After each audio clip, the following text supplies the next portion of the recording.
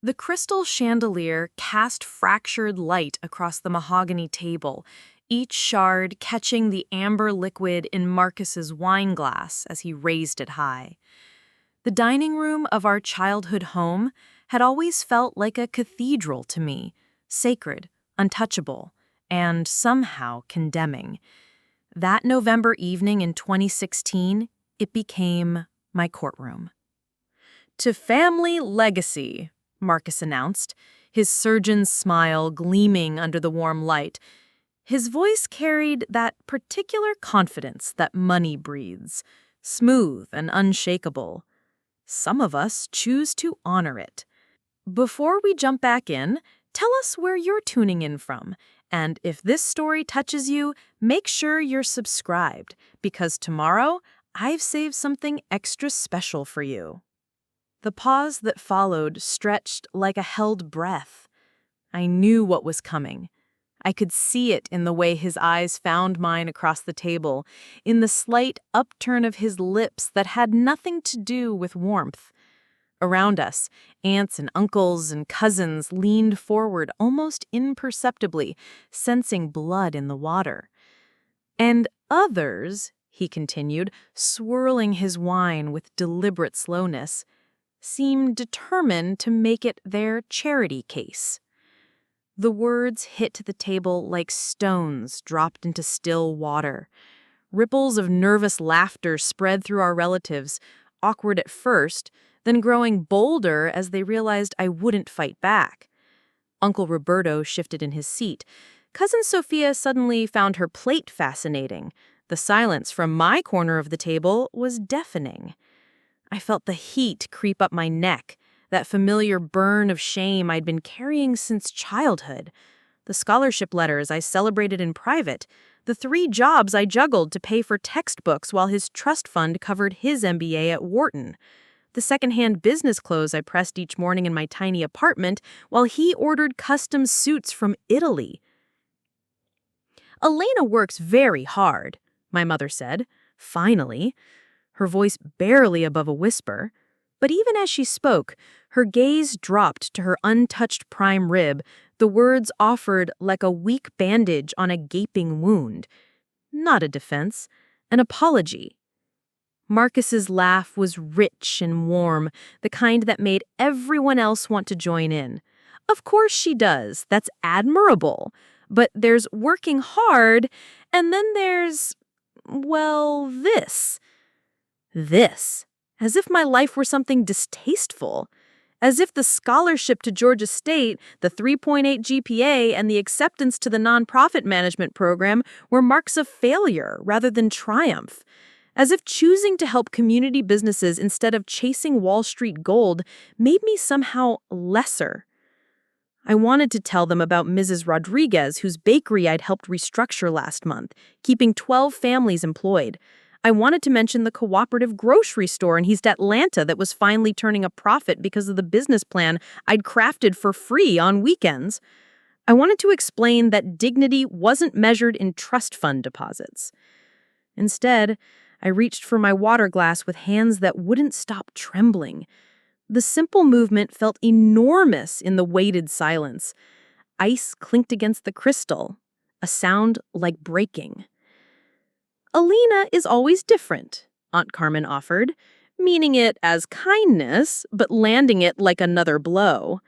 Different, the family word for disappointment, dressed up in diplomatic wrapping. Marcus leaned back in his chair, completely at ease in his cruelty. "Different is generous, Carmen. I'd say stubborn. Pride has always been Alina's weakness." He turned those dark eyes on me again, eyes that had once looked at me with something approaching affection when we were children. "Some of us understand that family means accepting help when it's offered." The help, he referenced, hung between us like a ghost. The job offer at his furniture company came with conditions: smile at the right parties, date the right men, and abandon the charity work that embarrassed the crew's name. The condo in Buckhead he had waved at me like a carrot, complete with granite countertops and the implicit understanding that I'd owe him everything. I had turned it all down. Not out of pride, but out of something deeper. A bone-deep knowledge that accepting Marcus's version of family meant erasing the parts of myself I'd fought hardest to build. "Well," I said quietly, setting down my glass. My voice sounded strange in the ornate room, too small and too honest. "I suppose we all have different definitions of charity." Marcus's smile sharpened. "Indeed we do, little sister." Little sister. Even now, at 28 years old, he wielded my birth order like a weapon. As if the 18 months between us were an unbridgeable chasm that would forever define our worth. I folded my napkin with careful precision, each crease a small act of rebellion against the tremor in my fingers. I stood without ceremony, without dramatic speeches or tears, just a quiet rising, like smoke from a dying fire. "Elena," my mother called as I reached the doorway. Her voice carried the weight of 28 years of small compromises and careful silences. I turned back once. The tableau was perfectly preserved. Marcus basking in the uncomfortable approval of our relatives, my mother's face creased with worry she'd never voice, the ornate dining room that had never quite felt like home. It looked like a painting titled Family Dynasty, all golden light and inherited furniture and unspoken hierarchies. "Thank you for dinner, Mama," I said simply. The front door closed behind me with a soft click that somehow finalized everything. No one followed, no one called my name. The silence I left behind felt louder than any argument could have been. Standing on the stone steps of my childhood home, I breathed in the November air, crisp and clean and full of possibility. The burn of humiliation was still there, hot and raw beneath my ribs, but underneath it, something else was taking root. Something that tasted like determination. Marcus had called me a charity case.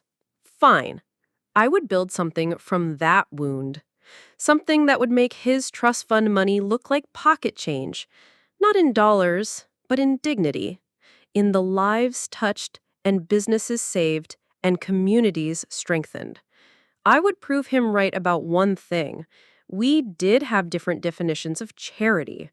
His was condescension dressed up as family loyalty. Mine would be revolution disguised as compassion.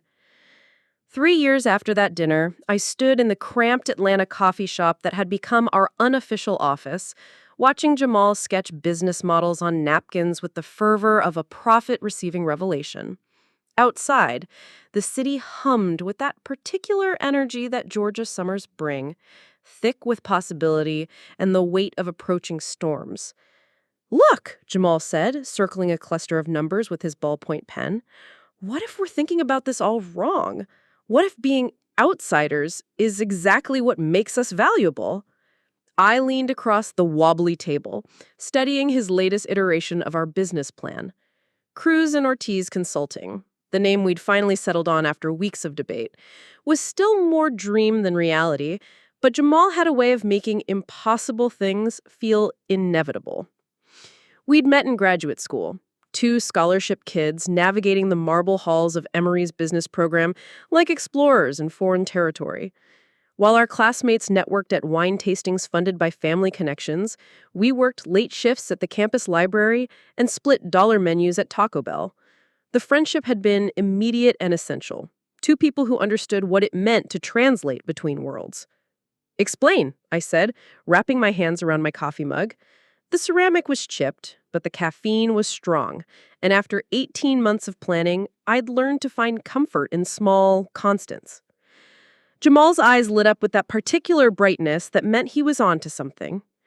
Traditional consulting firms, they go into struggling businesses and recommend cuts. Fire half the staff, streamline operations, maximize profit margins.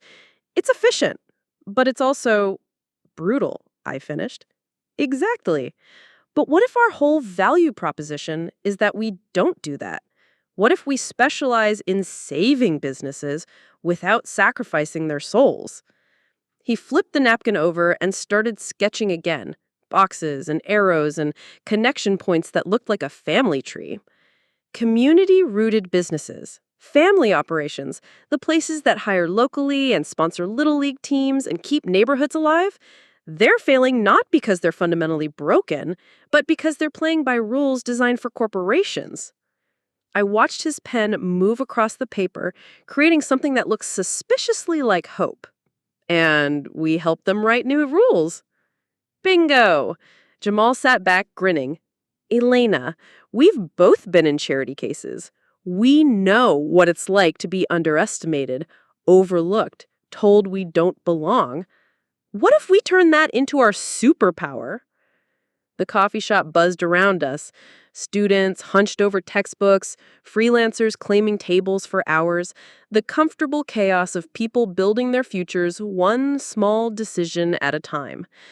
It was nothing like the polished conference rooms where Marcus Cruz conducted his business, all glass and steel and inherited authority. It was perfect. Mr. Sinclair thinks we're onto something, I said, pulling out the email I'd printed that morning. Our former professor had become an unofficial mentor, the kind of teacher who saw potential in students others wrote off as too idealistic. Jamal raised an eyebrow, and I read directly from the printout. Elena and Jamal's approach to business consulting represents a fundamental shift in how we think about success. Instead of extracting value from struggling enterprises, they're proposing to inject it, transforming challenges into opportunities for sustainable growth rooted in community values. He's nominating us for the Social Entrepreneurship Grant, I continued, setting down the paper. $15,000, enough to actually start this thing for real. Jamal was quiet for a long moment, staring at the napkin covered in our scribbled dreams. You know what this means, right? If we do this, if we actually build something, there's no going back to playing by their rules. Their rules. He didn't need to specify who they were. The Marcus Cruzes of the world, the ones born into networks and trust funds and the unshakable certainty that success was their birthright. The ones who saw struggle as weakness instead of strength, who confused privilege with talent. Good, I said simply. We spent the rest of the afternoon refining our pitch, transforming coffee-stained napkins into PowerPoint slides and hope into actionable strategy. As the sun slanted low through the coffee shop windows, painting everything in golden light, I felt something I hadn't experienced in years. The deep satisfaction of building instead of surviving. My phone buzzed with a text from my mother. Mark has opened his third showroom in Buckhead. The family is very proud. I stared at the message for a long moment, feeling the familiar twist of complicated emotions. Pride, hurt, and something that might have been pity. Marcus was building an empire based on imported luxury and inherited connections, selling Italian leather sofas to Atlanta's elite, while I planned to rescue failing family businesses in neighborhoods he'd never deigned to visit. The comparison should have stung. Instead, it felt clarifying. I showed the text to Jamal, who snorted. Let me guess. He's leveraging Daddy's connections to sell overpriced furniture to people with more money than sense? Something like that. And meanwhile, we're over here planning to save the world one small business at a time? He grinned. I know which legacy I'd rather build. That evening, I walked home through the Virginia Highland neighborhood where I'd found a tiny apartment I could almost afford. The streets were lined with local shops, the kind Marcus's empire was designed to make obsolete. The bookstore where the owner knew everyone's reading preferences. The restaurant is run by a Guatemalan family who'd been perfecting their mole recipe for 3 generations. The vintage clothing store where college students and young professionals hunted for treasures that told stories. These places mattered, not because they were profitable, though I intended to make them that, but because they were proof that success could be measured in more than quarterly earnings. They were evidence that dignity and community and authentic connection were worth fighting for. Standing outside my building, key in hand, I thought about the dinner 3 years ago that had changed everything. Marcus had meant to diminish me with his charity case comment. Instead, he'd given me a mission. I was going to take everything he'd taught me about being underestimated and turn it into a weapon for good. Every family business I saved would be proof that his definition of success was not only wrong, but obsolete. The revolution would be quiet, patient, and absolutely devastating. And it would start with a $15,000 grant and a dream sketched on coffee shop napkins. The first sign of trouble was buried in the business section of the Atlanta Journal-Constitution, a 2-paragraph item that most people probably skipped over their morning coffee. Cruise Luxury Furnishings closes Midtown location amid restructuring. I almost missed it myself, scrolling through news on my phone while waiting for the bus to our latest client meeting, but the Cruise name caught my eye like a familiar face in a crowd, and suddenly I was reading about my brother's empire with the same fascination I'd once reserved for car wrecks on the interstate. Restructuring, the business world's polite term for bleeding money. That was 18 months ago. Now, sitting in Jamal's living room in December 2019, I watched the local evening news report on the closure of Marcus's flagship Buckhead showroom with something that felt disturbingly close to satisfaction.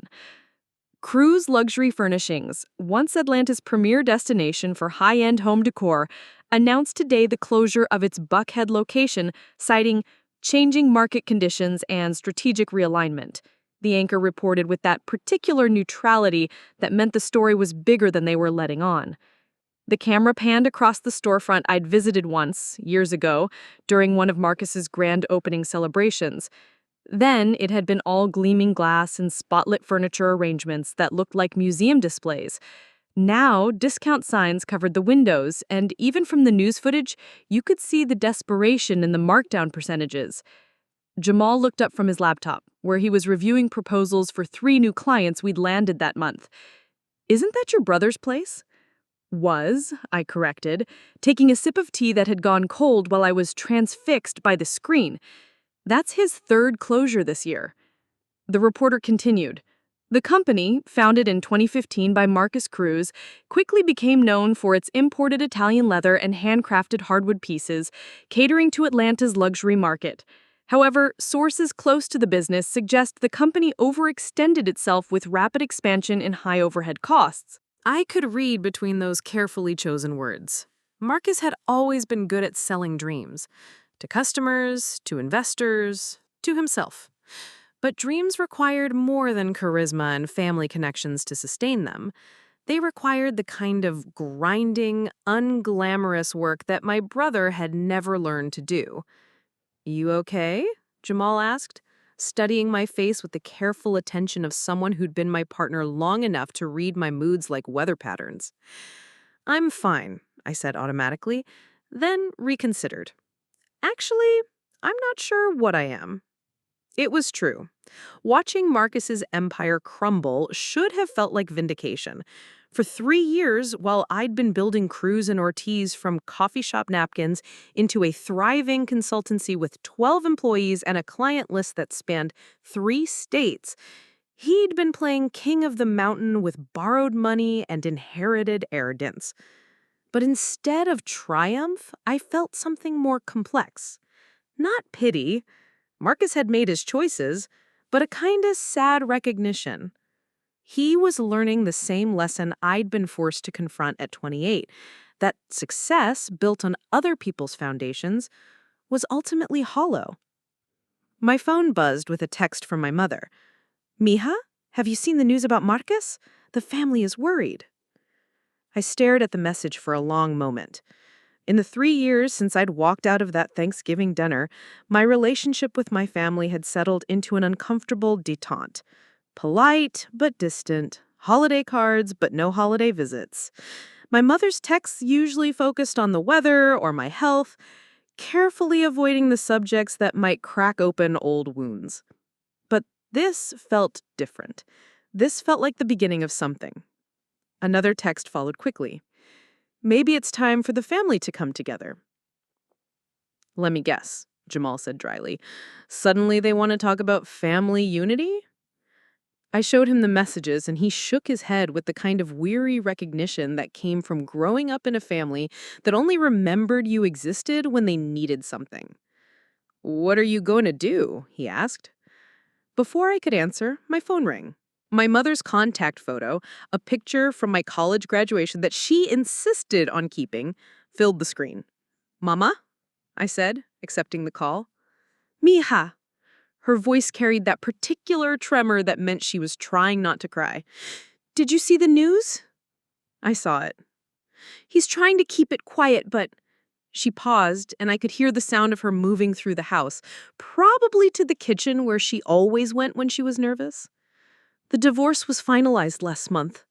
Ava got half of everything, and with the business struggles—" Ava, Marcus's wife of 6 years, the kind of polished perfection that looked beautiful in family photos and social media posts.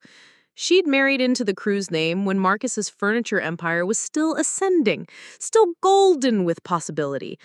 But Ava had always struck me as someone who understood the difference between image and substance, between temporary success and lasting security.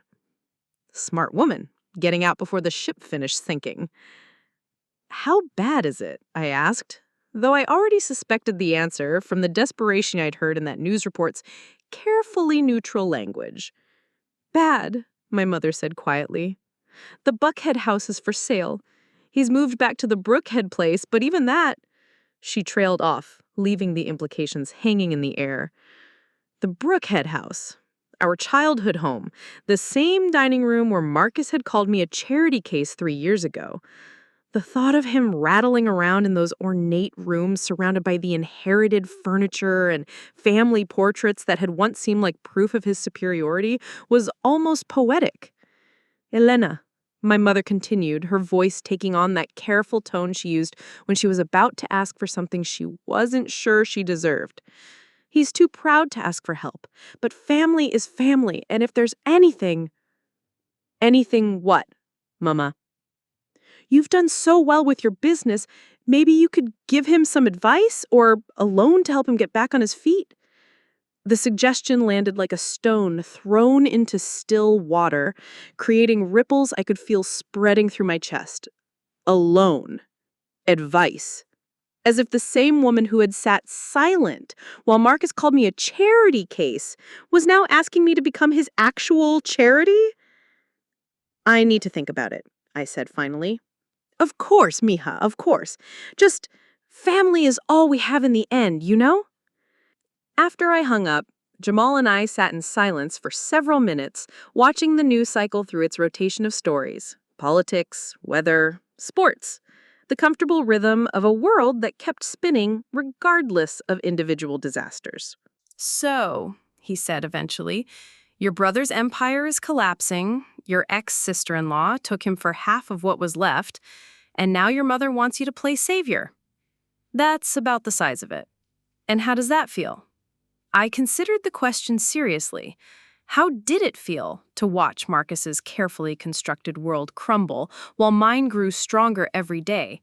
How did it feel to be asked to rescue the man who had spent years treating me like an embarrassment to the family name?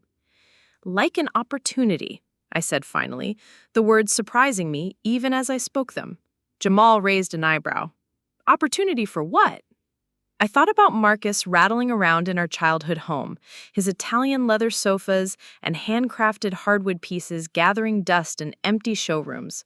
I thought about the family legacy he'd claimed to represent, built on other people's money and sustained by inherited connections. I thought about the businesses I'd saved over the past 3 years, small, local, authentic places that served their communities instead of exploiting them.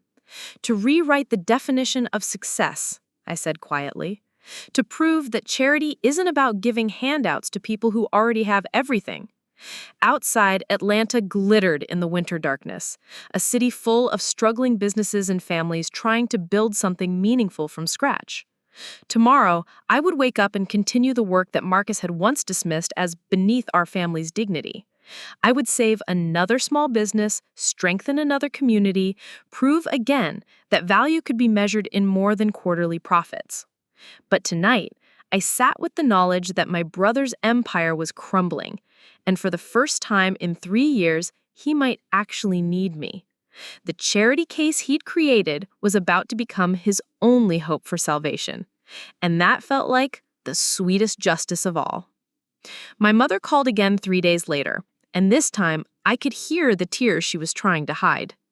Elena, mija, I know you're busy with your own life, your own success. The words came in rushed Spanish and English the way they always did when she was emotional. But Marcos, he's not eating. He sits in that big house all day staring at nothing. Yesterday, I found him in the garage going through boxes of old business papers like he was looking for some magic solution buried in the past. I was standing in my kitchen, watching snow dust the Atlanta streets through my apartment window, a rare December gift that had the whole city moving slower, more carefully. The weather felt appropriate for the conversation, everything wrapped in white silence and the kind of cold that made you want to stay inside and avoid difficult truths. "Mama," I said gently, "what exactly are you asking me to do?" The pause stretched long enough that I wondered if the call had dropped. Then, "You saved the Morales restaurant and that little grocery store in Decatur. People talk about you, about how you help families keep their businesses alive. Maybe I could do the same for Marcos." Family comes first, Elena. It has to mean something. Family. The word sat heavy between us, loaded with 3 years of silence and carefully avoided conversations. Family meant my mother watching Marcus humiliate me and saying nothing. Family meant being erased from holiday photos and dinner invitations because my presence made everyone uncomfortable. Family meant love wrapped in conditions and loyalty measured by compliance. But family also meant the woman on the other end of the phone who had worked double shifts at the hospital to help pay for my college textbooks, who slipped me $20 bills when Marcus wasn't looking, small acts of rebellion against the hierarchy she'd helped create, and who was crying now because her golden child was finally learning what failure tasted like. "I need to think about it," I said, the same words I'd given her days earlier, but this time they felt different. Less like a delay and more like the beginning of a decision. After I hung up, I called Jamal. He answered on the second ring. His voice carried that particular alertness that meant he was already several cups into his morning coffee ritual. "Let me guess," he said without preamble. "Your mother called again about Marcus." "How did you know?" "Because you have that tone. The one you get when you're about to do something that's either brilliant or completely insane." I could hear him settling into his desk chair, the familiar squeak that meant he was giving me my full attention. "Talk to me." I told him about the phone call, about my mother's tears and Marcus sitting alone in their childhood home, about the weight of family obligation pressing against 3 years of carefully maintained distance. As I spoke, I realized I wasn't just processing the conversation. I was processing a lifetime of complicated love and resentment, pride and hurt. The messy reality of people who shared blood, but not values. "So, what are you thinking?" Jamal asked when I finished. "I'm thinking," I said slowly, "that maybe this isn't about helping Marcus at all. Maybe it's about helping myself." "Explain." I moved to my living room window, watching the snow accumulate on parked cars and fire escapes, transforming the ordinary neighborhood into something almost magical. For 3 years, I've been building something meaningful. We've been building something meaningful. But part of me has always been looking over my shoulder, waiting for Marcus to dismiss it, to find some way to make it seem small. And now? Now he's the one who needs saving. Now he's a charity case. The words tasted strange in my mouth. Not bitter the way I'd expected, but almost liberating. What if this isn't about revenge? What if it's about proving that our way works, that building something sustainable and community-focused isn't just idealistic, it's smart business? Jamal was quiet for a moment. "You want to save his company to prove a point." I want to save his company to transform it, to show that success doesn't have to come at the expense of dignity, to prove that the charity case he created can build something he never could. And if he says no, if his pride won't let him accept help from his little sister, I smiled, though he couldn't see it through the phone. Then I'll make him an offer he can't refuse. Not charity, Jamal. Business. A buyout. The silence that followed was different from his usual thoughtful pauses. This one crackled with possibility. Elena, he said finally, are you talking about acquiring Cruise luxury furnishings? I'm talking about acquiring the pieces worth saving and turning them into something better, something that serves working families instead of exploiting their dreams, something that builds communities instead of extracting wealth from them. That's ambitious and expensive and complicated as hell from a family standpoint. All the best ideas are. I spent the rest of the day running numbers in my head and on paper, calculating what it might cost to acquire Marcus's failing empire and what it might be worth once transformed. Cruz and Ortiz had grown beyond my wildest projections from those coffee shop napkin days. We had capital, connections, a proven track record of turning struggling businesses into sustainable success stories. But this wouldn't be just another client. This would be personal in ways that made my chest tight with possibility and fear. That evening, I drove to Piedmont Park and walked the snow-dusted trails, needing movement and cold air to think clearly. The city looked different wrapped in white, softer, more forgiving, as if nature was offering Atlanta a chance to start fresh. My phone buzzed with a text from Mr. Sinclair.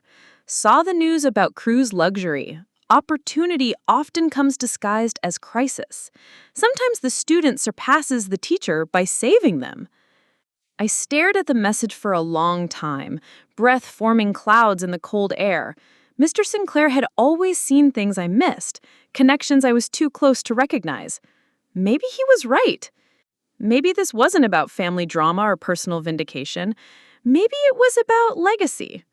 Marcus had claimed to represent the Cruz family legacy, success through inheritance, power through connections, and wealth as validation of worth. But what if there was another way to honor our name? What if legacy could be built through service instead of status, through lifting others up instead of climbing over them? I called my mother back that night. "Mama," I said when she answered, "I'll talk to Marcus, but not as his little sister asking for permission to help, as a business owner making a professional assessment. If he wants my involvement, it will be on my terms." The sob of relief that came through the phone made my chest ache. "Gracias, mija. Thank you. Family has to mean something." After I hung up, I sat in my quiet apartment and felt the weight of decisions settling into my bones. Tomorrow, I will begin the process of either saving or buying my brother's failing empire. I would transform the charity case he created into the force that would redefine everything he thought he knew about success. The snow continued falling outside, covering Atlanta in possibility and promise, making the world clean and new and ready for whatever came next. The Cruise Luxury Furnishings headquarters occupied the 15th floor of a glass tower in Buckhead, all gleaming surfaces and expensive views that were meant to communicate success to potential clients. I hadn't been there since Marcus's grand opening party 4 years earlier, when the space had buzzed with champagne-fueled optimism and the kind of networking conversations that happened in overlapping circles of inherited wealth. Now, walking through the reception area on a gray January morning, the silence felt like a held breath. "I'm here to see Marcus Cruz," I told the receptionist, a young woman whose professional smile couldn't quite mask the exhaustion around her eyes. Her desk was notably sparse. No family photos, no personal touches, the kind of careful neutrality that suggested she was already planning her exit strategy. "He's in a meeting," she said, consulting a calendar that looked suspiciously empty, "but I can see if he has a moment." The waiting area showcased Marcus's aesthetic philosophy, imported Italian leather chairs arranged around a glass coffee table supporting art books that looked expensive and untouched. Everything was beautiful in the way that money could buy, but there was something hollow about it, like a movie set designed to suggest wealth rather than embody it. While I waited, I watched the diminished staff move through their daily routines with the particular efficiency of people who weren't sure how long their jobs would last. Conversations were conducted in hushed tones. Nobody lingered at the coffee machine or gathered around desks for the casual chatter that marked healthy workplaces. This wasn't just a struggling business, this was a business that had already given up hope. Elena. I turned to find Marcus standing in the doorway to the inner offices, and the sight of him was more jarring than I had expected. He was still handsome in that confident way that had always served him well, still dressed in the custom suits that projected success. But there were shadows under his eyes, a tightness around his mouth that spoke of sleepless nights and mounting pressure. "Thank you for coming," he said, extending his hand with the same formal courtesy he might show a client. No warmth, no acknowledgement of the years of silence between us, just business. His office was a monument to aspiration, floor-to-ceiling windows offering a panoramic view of Atlanta's skyline, a desk that could have doubled as a small dining table, walls lined with awards and photographs documenting his rise in the luxury furnishings world. But even here, I could see the cracks in the facade. Boxes stacked in corners suggested recent moves or downsizing. The expensive orchid on his desk was dying, its petals brown at the edges. "Mama said you might have some advice," Marcus said, settling behind his desk with the kind of casual authority that had always grated against my nerves. Even in crisis, he was determined to maintain the hierarchy that cast him as the successful older brother and me as the charitable younger sister. "I might," I said evenly. "But first, I'd like to understand exactly what we're dealing with." For the next hour, Marcus walked me through the company's situation with the reluctant transparency of someone who had no choice but to reveal his failures. The expansion had been too rapid, financed with borrowed money and optimistic projections that hadn't accounted for consumer preferences. The divorce had claimed half his personal assets, including the Buckhead showroom that had served as the company's flagship location. The market shifted, he explained, gesturing toward charts that showed declining sales over the past 18 months. People stopped wanting to invest in furniture that would last generations. They wanted cheap, disposable pieces they could replace when they got tired of them. I studied the numbers he'd reluctantly shared, seeing the story they told more clearly than he seemed to. Marcus had built his empire on the assumption that Atlanta's luxury market would continue expanding indefinitely, that rich customers would always be willing to pay premium prices for imported status symbols. He'd never considered that economic uncertainty might make even rich people cautious about spending $20,000 on a dining room set. What about pivoting to different markets? Middle-class families who want quality furniture but can't afford luxury prices? Marcus's expression shifted, a flicker of something that looked almost like disdain crossing his features. "Elena, that's not the business I built. Cruise Luxury Furnishings isn't about serving those kinds of customers. Those kinds of customers." The casual dismissal in his voice was exactly what I'd expected, and exactly what I'd needed to hear. Marcus still believed that success meant exclusion, that serving working families was somehow beneath the cruise name. "I see," I said quietly, closing the folder of financial documents he'd provided. "And what about your staff? How many employees are you carrying?" "We're down to 8 from a peak of 35. I've had to let people go, obviously, but I've tried to keep the core team intact." I thought about the receptionist's empty desk, the hushed conversations in the outer office, the air of resignation that permeated the entire space. These weren't just numbers on a spreadsheet. They were people with mortgages and families and dreams that were collapsing alongside Marcus's empire. "Marcus," I said carefully, "what exactly are you hoping I can do here?" He leaned back in his chair, and for a moment the mask slipped enough that I could see the desperation underneath his practiced confidence. "You've built something successful. You could, I don't know, give me some ideas. A loan to help weather the storm until the market turns around." A loan. As if 3 years of building a business from scratch had been a warm-up for the main event of saving his legacy. as if my success existed primarily to serve his needs. The market isn't going to turn around, Marcus. Not the way you want it to. The world has changed, and your business model hasn't changed with it. His jaw tightened.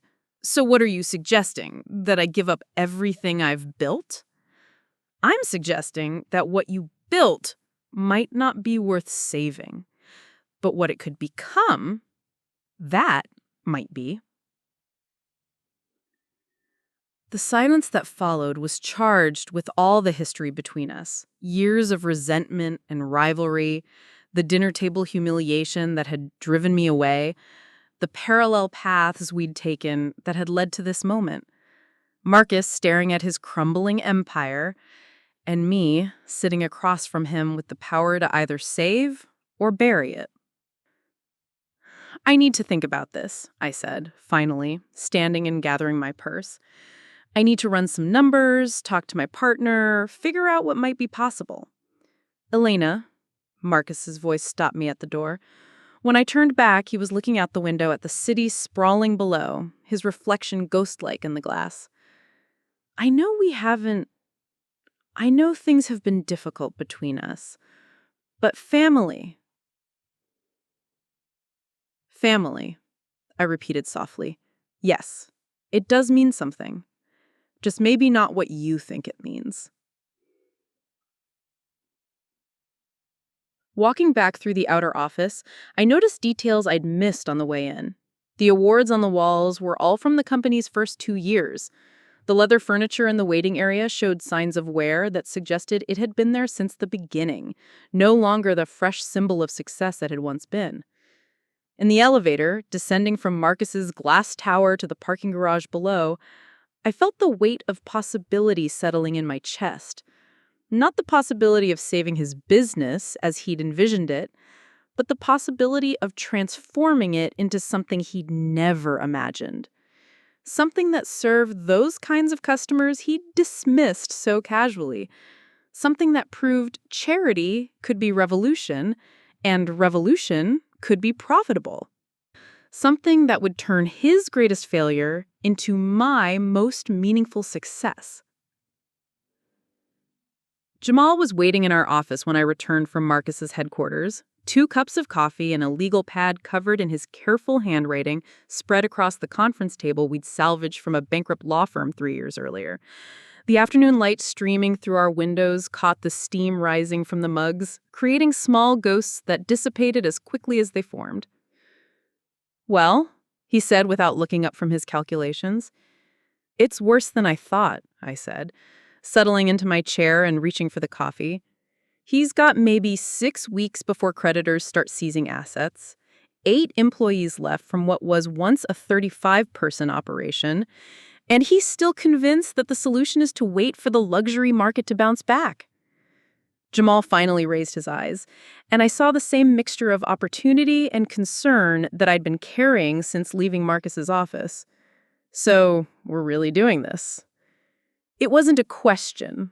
Over the past week, we'd run the numbers from every angle we could imagine.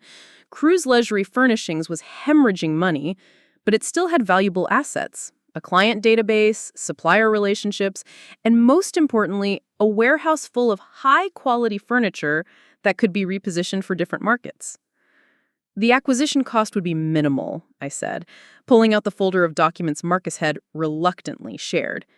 His debt-to-asset ratio means we could probably buy him out for the cost of assuming his liabilities.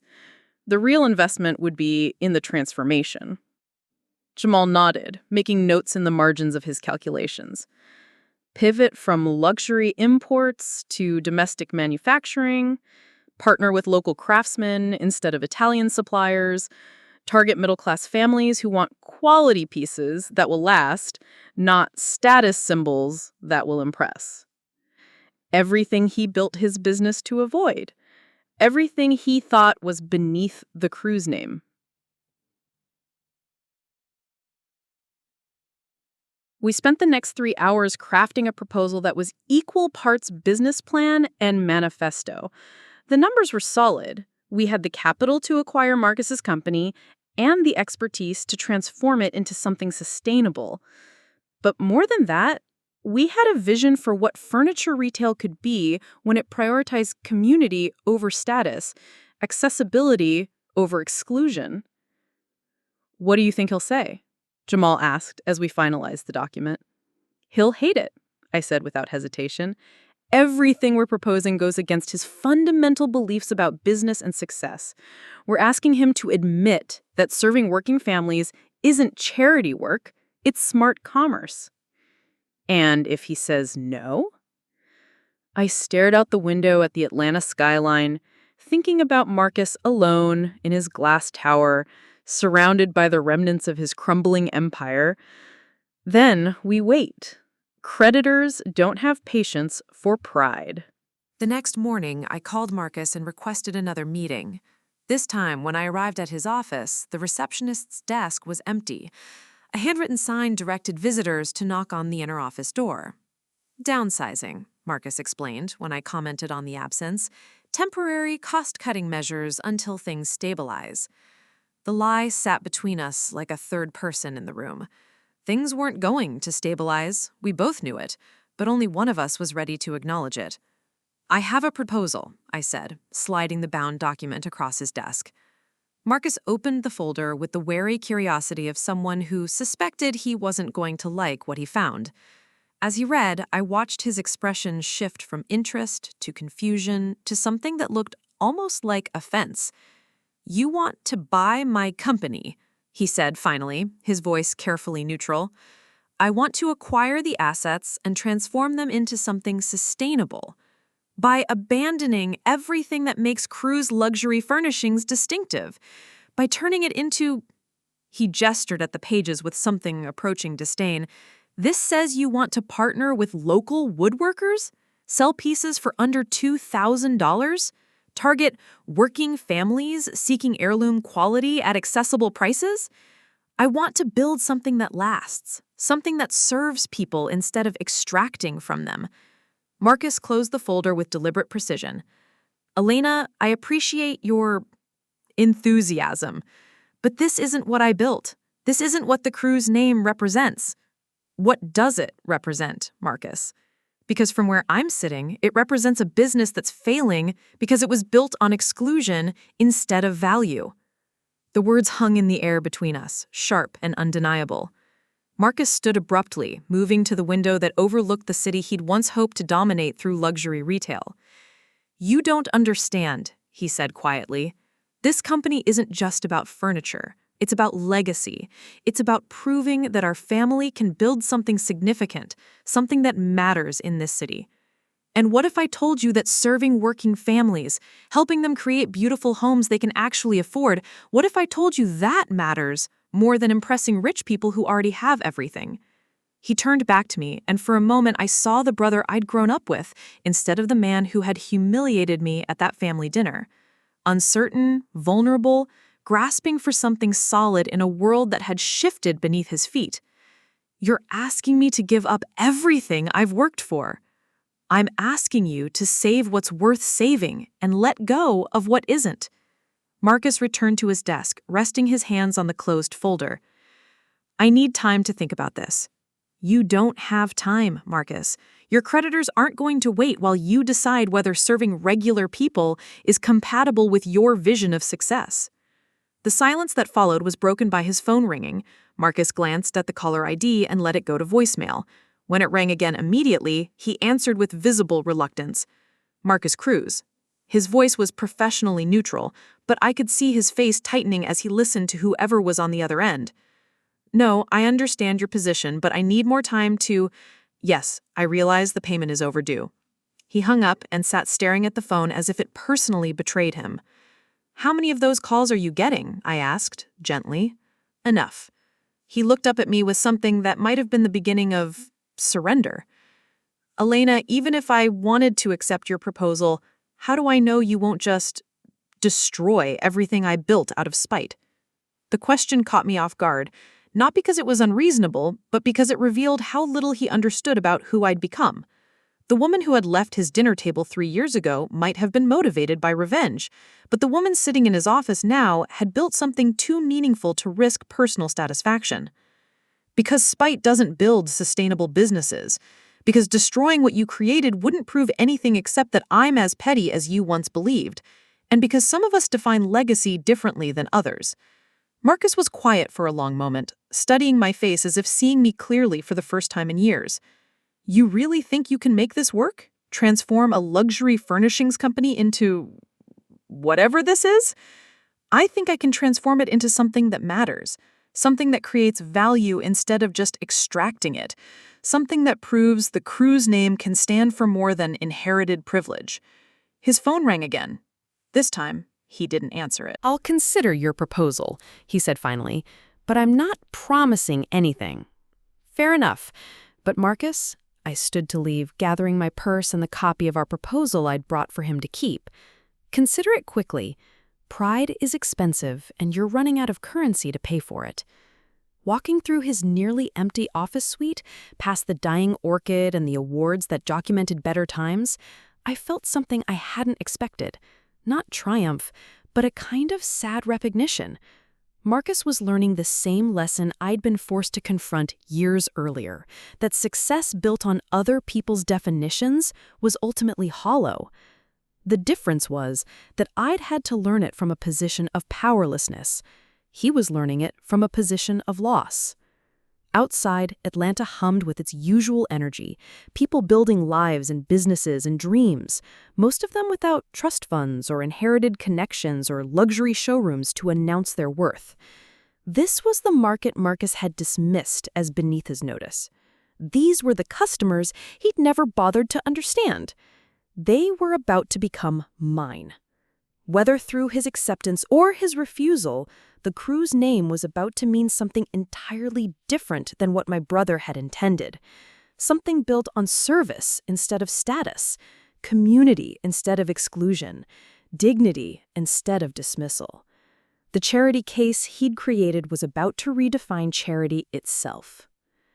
The call came at 11:30 on a Wednesday night. 3 weeks after I had presented my proposal to Marcus, I was reviewing client files for a morning meeting when his name appeared on my phone screen, and something about the late hour told me everything I needed to know. Elena. His voice was different, stripped of the casual authority that had always characterized our interactions, replaced by something that sounded suspiciously like defeat. "I'd like to discuss your offer." We met the next morning at a neutral location, the conference room of Thompson & Associates, the law firm that had handled our family's legal affairs for decades. The same mahogany table where I'd once signed scholarship documents, while Marcus signed trust fund paperwork. The symmetry wasn't lost on either of us. Marcus arrived with his attorney, a silver-haired man who looked like he'd rather be anywhere else. I brought Jamal and our lawyer Sarah Chen, whose reputation for fair but thorough negotiations had earned her respect throughout Atlanta's business community. The documents were spread between us like a map of territory being ceded: asset transfers, liability assumptions, employment agreements for the remaining staff. Every page represented a piece of the empire Marcus had built, now being handed over to the sister he'd once dismissed as a charity case. "The warehouse inventory alone is worth more than what you're offering," Marcus's attorney said, making one last attempt to salvage something from the wreckage. "The warehouse inventory has been sitting unsold for 18 months, Sarah replied evenly. "Fair market value reflects actual market conditions, not aspirational pricing." I watched Marcus sign each document with hands that trembled slightly, his expensive pen moving across pages that formalized his surrender. When we reached the final signature page, the one that would transfer ownership of Cruz Luxury Furnishings to Elena Cruz and Associates, he paused. This isn't how I imagined it ending," he said quietly. "It's not ending. It's beginning, just not the way you planned." He looked up at me then, and for a moment I saw something that might have been recognition. Not acceptance. Marcus would never fully accept that his way of doing business was flawed, but recognition that the world had changed around him in ways he'd been too proud to acknowledge. "What are you going to call it?" he asked as he signed the final page. "Cruz Community Furnishings. Still the family name, just a different definition of family." After the lawyers finished their procedural dance, Marcus and I found ourselves alone in the parking garage beneath the law firm. Atlanta's February afternoon was crisp and bright, the kind of day that made everything seem possible. "Elena," Marcus said, adjusting his tie in a gesture I recognized from childhood, the way he'd always tried to compose himself after moments of vulnerability. "I hope you understand what you're taking on. It's not just a business, it's expectations, legacy, the weight of the family name." "I understand perfectly," I said. "I've been carrying the weight of the family name my whole life, just in a different way than you." He nodded slowly, then extended his hand with the same formal courtesy he'd shown me when I first visited his office weeks earlier. "Good luck."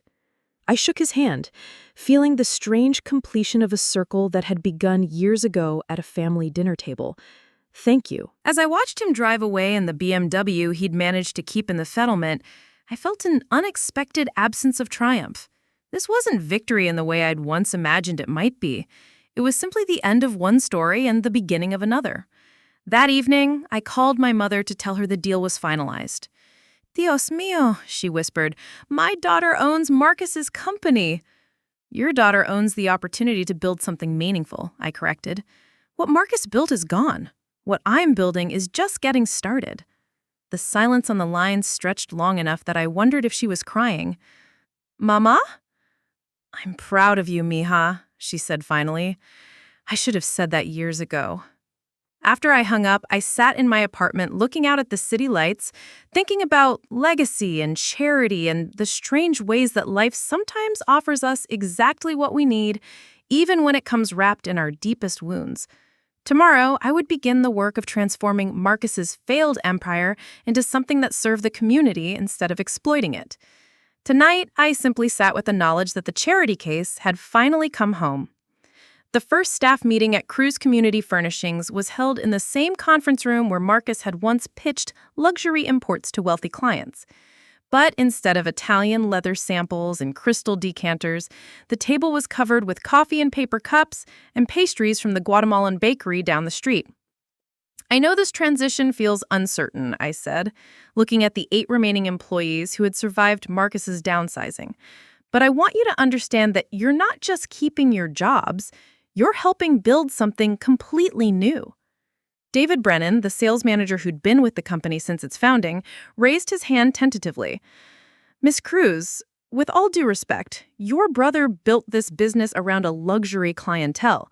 Our expertise is in high-end sales, not whatever this is going to be. This is going to be about helping working families create beautiful homes they can actually afford. And your expertise in understanding quality, in recognizing craftsmanship, in helping customers make decisions that will serve them for decades, that's exactly what we need." I outlined the transformation plan that Jamal and I had refined over sleepless weeks.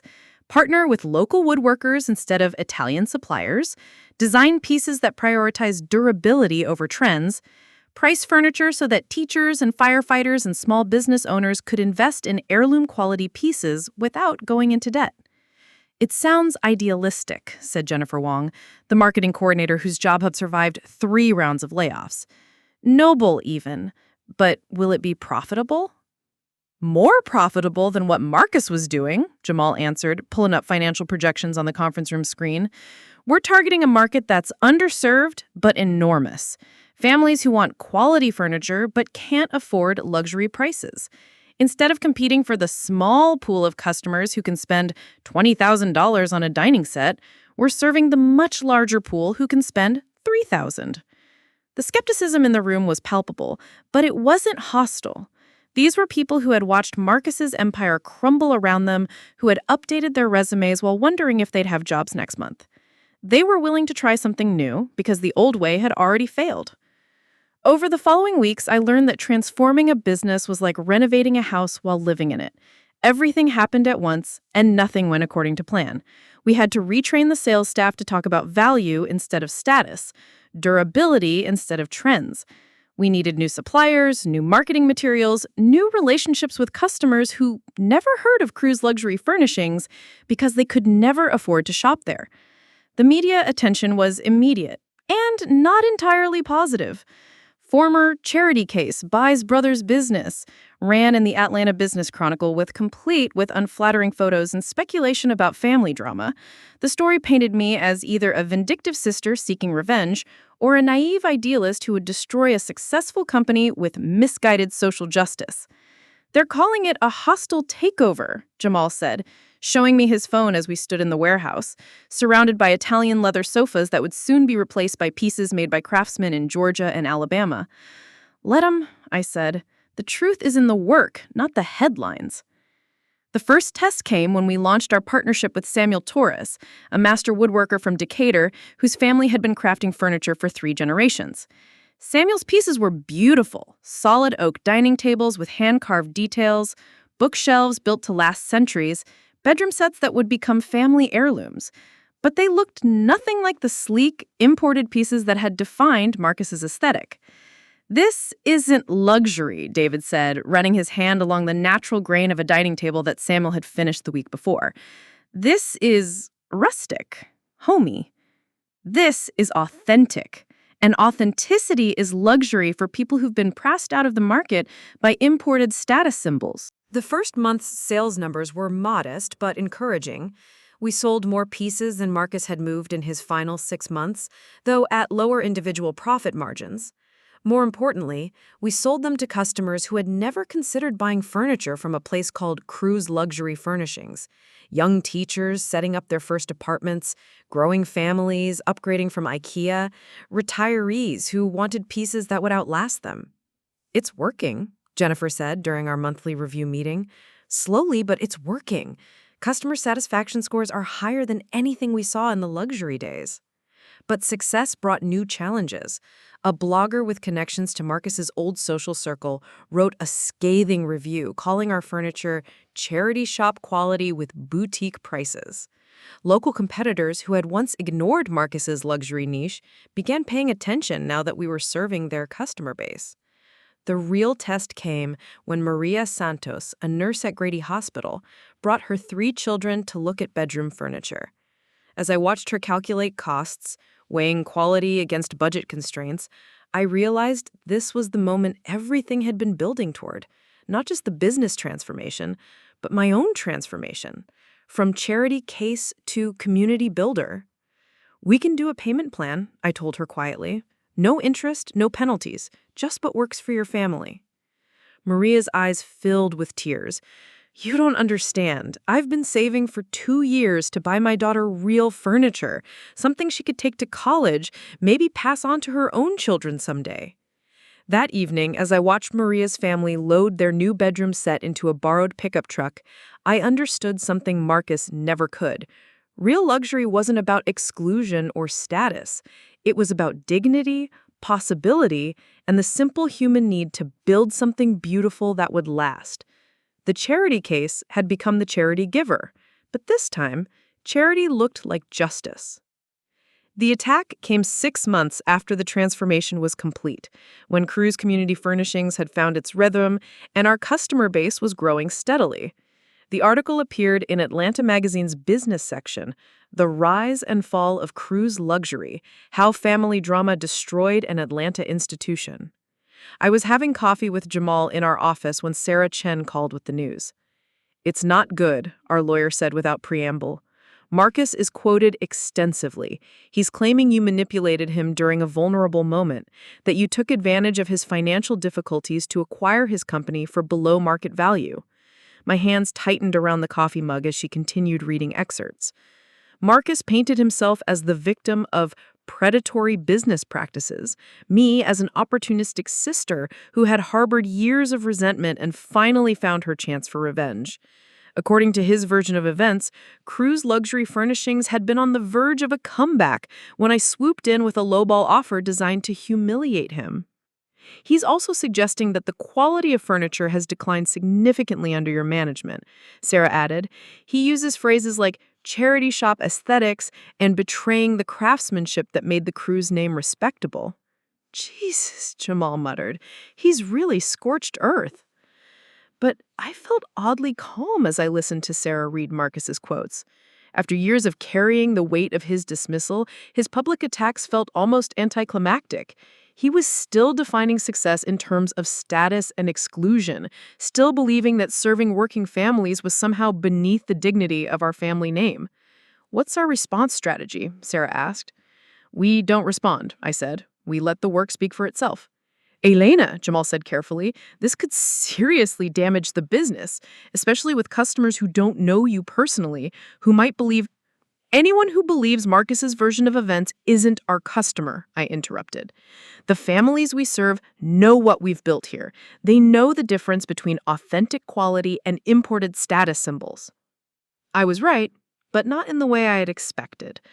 The response started small. A Facebook post from Maria Santos, the nurse whose daughter now had furniture that would last through college and beyond. She shared a photo of the bedroom set and wrote about the payment plan that had made it possible, about the customer service that treated her family with respect instead of barely concealed condescension. Then Samuel Torres, our master woodworker partner, wrote a letter to the Atlanta Business Chronicle defending our collaboration and the quality of locally made furniture. His letter sparked responses from other craftsmen we'd partnered with, all of them speaking about the dignity of serving working families instead of just wealthy collectors. But the most powerful response came from an unexpected source. Mr. Sinclair, my former professor, who had followed my career with the pride of a mentor watching a student exceed all expectations. His letter to the editor was published in both the Atlanta Journal and Constitution and the Business Chronicle. He wrote about watching me build Cruz and Ortiz from nothing, about the dozens of small businesses we'd saved before ever touching Marcus's company. He detailed the refund we had for CJ and Carpenter's Fund with full repayment at no interest. Printers Alley was able to restructure its business model just because of that. And it came out no in detail. Transformation we'd achieved, not just in furniture retail, but in the very definition of what business success could mean. Elena Cruz has accomplished something remarkable, his letter concluded. She has proven that serving one's community is not charity. It is the highest form of capitalism, creating value that extends far beyond quarterly profits to build lasting economic stability for working families. The vindication was swift and thorough. Letters poured in from customers, employees, suppliers, and community leaders. The narrative shifted from family drama to community transformation, from personal revenge to social innovation. Marcus's attempt to destroy my reputation had backfired spectacularly, exposing the hollowness of his own values while highlighting the substance of what we'd built. 3 weeks after his article ran, the Atlanta magazine published a follow-up piece profiling Cruz Community Furnishings as a model for sustainable, community-focused business practices. They interviewed customers like Maria, craftsmen like Samuel, and employees like David, who had discovered that selling quality to working families was more satisfying than selling status to the wealthy. Marcus wasn't quoted in the follow-up article. According to my mother, who had maintained a careful neutrality throughout the public battle, he had left Atlanta entirely, moving to Charlotte where a former colleague had offered him a position in commercial real estate. "He couldn't stand to see your success," she told me over dinner at a small restaurant in Virginia Highland. "It's not just that you succeeded, mija. It's that you succeeded by doing everything he said couldn't be done." "I didn't succeed in spite of being a charity case," I said, thinking about the journey from that family dinner to this moment. "I succeeded because I learned to redefine what charity actually means. And what doesn't mean." I looked around the restaurant. Families enjoying meals they could afford, couples celebrating small occasions, children learning that going out to eat didn't require special clothes or hushed voices. This was the community Marcus had dismissed as unworthy of the Cruz name, and it was exactly the community that had embraced our transformation. Charity means recognizing that everyone deserves dignity. Everyone deserves access to quality, beauty, and the possibility of building something that lasts. Marcus thought charity was giving handouts to people beneath our notice, but real charity is refusing to accept that anyone is beneath our notice. My mother reached across the table and took my hand, her touch carrying decades of complicated love and regret. "I'm proud of you," she said simply. "Your grandfather would be proud too." Outside, Atlanta's evening lights were beginning to twinkle, a city full of working families and homes furnished with pieces that would outlast trends, outlast economic uncertainty, outlast the narrow definitions of success that had once seemed immutable. The charity case had won, not through revenge, but through revolution. And the revolution was just beginning. 1 year later, I stood at the podium of the Community Business Awards Gala, looking out at an audience filled with the faces that had rebuilt my definition of success. Maria Santos sat with her daughter, both of them beaming. Samuel Torres wore his best suit, his calloused hands applauding the recognition of local craftsmen. Real wealth, I said, my voice carrying clearly throughout the ballroom, isn't measured by what we can afford to exclude, but what we choose to include. In the back, I spotted my mother, tears shining in her eyes as she finally understood what her daughter had built from the ashes of humiliation. Jamal raised his champagne glass as I rejoined our table. To the charity case who changed everything. I clinked my glass against his, feeling the weight of Marcus's old insult transform into something beautiful. To rewrite the legacy, one family at a time. The charity case had won, not through revenge, but through revolution. Up next, you've got 2 more standout stories right on your screen. If this one hit the mark, you won't want to pass these up. Just click and check them out. And don't forget to subscribe and turn on the notification bell so you don't miss any upload from us.